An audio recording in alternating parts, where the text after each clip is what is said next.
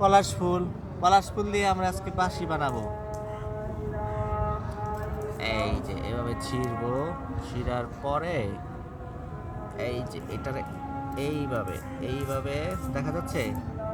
এই যে এখন এটারে বাঁশি বাজাবো।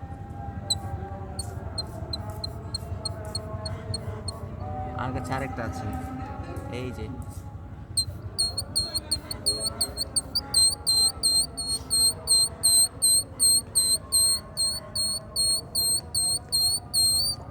যদি ছোটবেলা বাঁশি বাজিয়ে থাকেন তাহলে লাইক কমেন্ট শেয়ার করে দিবেন, আর আমার ইউটিউব চ্যানেলটাকে সাবস্ক্রাইব করে দিবেন।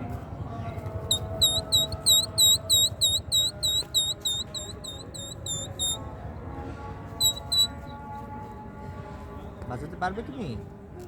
কাটো।